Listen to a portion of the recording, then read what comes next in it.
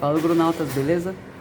Nós vamos para mais um exercício de fixação e o objetivo da aula de hoje é fazer mais uma questão que tem a ver com a ideia de representar uma reta como interseção de dois planos no R3, certo? Então, a nossa questão pede que nós determinemos a posição relativa entre R e S, né? Sendo que R é uma equação, é uma reta que eu te dou as equações paramétricas dela, e S é uma reta que eu te dou as equações dos planos cuja interseção vão resultar nela, né? Tá bom. Então, como que eu faço isso, né? Primeiro eu tenho que identificar a equação paramétrica da minha reta R e, através dela, escrever a equação vetorial, certo?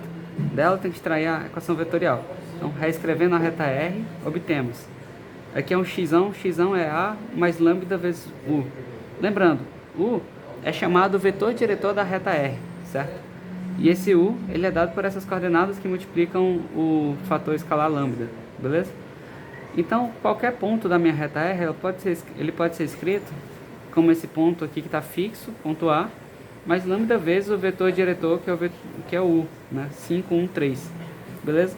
Então, essa aqui é chamada equação paramétrica da minha reta R, e essa aqui é chamada a minha equação vetorial da minha reta R, tá bom? Agora a gente vai fazer o produto vetorial entre o vetor diretor da minha reta R, aliás, o vetor que é perpendicular ao meu plano 1, o vetor que é perpendicular ao plano 2. Por que isso? Porque, pelo que nós vimos na aula passada, a minha reta S, ela tem um vetor diretor que ele é determinado justamente pelo produto vetorial desses dois vetores, ó.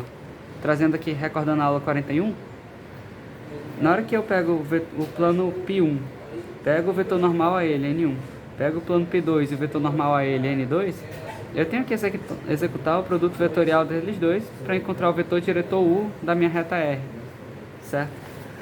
E aí, é justamente esse processo que a gente está fazendo aqui. Eu quero encontrar o vetor diretor da minha reta S.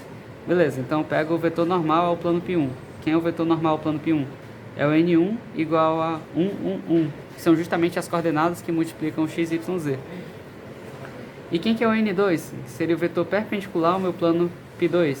Seria 1 menos 2, 3. No caso aqui eu botei 0. 1 menos... Não, desculpa, é 0 mesmo. Que é 0 que multiplica z, tá? X menos 2y mais 0z mais d igual a 0. Beleza. Lembrando, esse 0 aqui, ele está multiplicando o z. Como não tem fator z, então ele pode sumir aqui da equação. Fica x menos 2y mais 3. Beleza, então meu vetor diretor da minha reta S é dado pelo produto vetorial entre N1 e N2. Como que a gente executa o produto vetorial? Daquela regrinha prática. IJK 1, 1, 1, 1 menos 2, 0. Na hora que eu calculo esse determinante, eu encontro esse seguinte vetor. Lembrando, produto vetorial resulta em vetor, certo? O resultado desse produto vetorial é o vetor 2, 1, menos 3. Beleza? Então, isso depois que você executa, claro, esse determinante.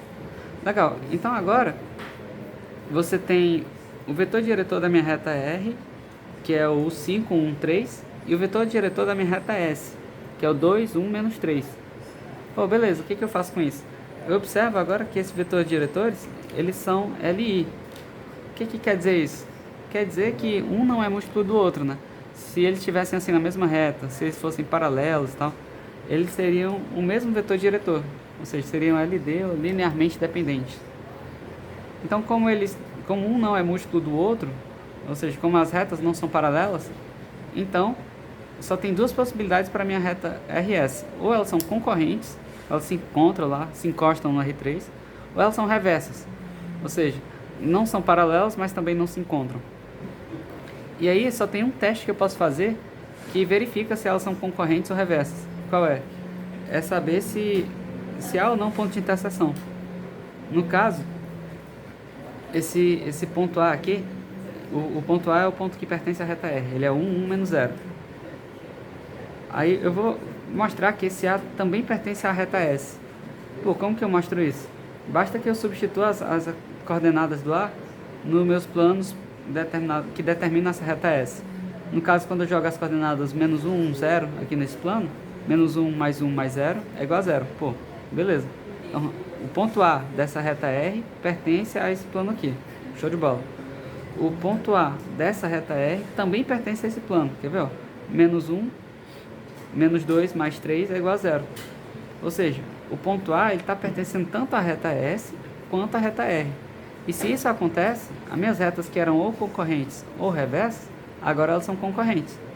No caso, eu acabei de encontrar um ponto que pertence às duas retas ao mesmo tempo. E isso é chamado de ponto de interseção. E daí a gente conclui que R e S são concorrentes, tá bom? Então, relembrando aqui um pouco os passos que a gente fez, a gente pegou as equações paramétricas da reta R, pegou as equações dos planos que determinam a reta S. Beleza. O que eu faço com essa equação paramétrica da reta R? Eu extraio a equação vetorial. Show de bola. Ponto mais escalar vezes vetor. Essa é a equação vetorial da reta R. Para a equação da reta S, eu só preciso encontrar o vetor diretor. Quem que é o vetor diretor? Ele é dado pelo produto vetorial entre N1 e N2. N1 e N2. Quem é N1? É o vetor perpendicular ao plano π1 e N2 é o vetor normal ao plano π2. Daí, quando eu executo o produto vetorial, que é dado por esse determinante, eu encontro outro vetor, que é o 2, 1, menos 3, e esse vetor é o vetor diretor da reta S. Daí eu comparo os dois vetores, certo? Eu estou vendo que um não é múltiplo do outro, e como um não é múltiplo do outro, eu só estou tratando de dois vetores, então esses vetores são LI, linearmente independentes. Sendo LI, a gente viu lá das aulas de posição relativa entre duas retas, aqui, ó, deixa eu lembrar que é a aula 32, quando dois vetores U e V são LI, aliás, quando o determinante diferente de zero, se eu faço determinante W igual a zero, U e V são LI, logo eles são concorrentes. Aí se são LD, RS são paralelas, tal, e que a gente vai vendo caso a caso. Mas a questão é, se esse vetor é diferente, não é múltiplo desse outro vetor, então eles são linearmente independentes. E se eles são linearmente dependentes, ou eles são concorrentes, ou são reversos, tá bom? E isso aí termina a nossa questão quando a gente encontra um ponto que eles são realmente concorrentes. E quem é esse ponto? É justamente meu ponto A, que é o que pertence à reta R aqui. Né? Então ele mata a minha dúvida. Qual era a minha dúvida? Saber se eles são concorrentes, se eles se encontram ou se eles são reversos. Tá bom? Então, minha dúvida acabou de morrer. Eu sei que eles são concorrentes. E assim a gente mata a nossa questão. Então, até a próxima. Valeu!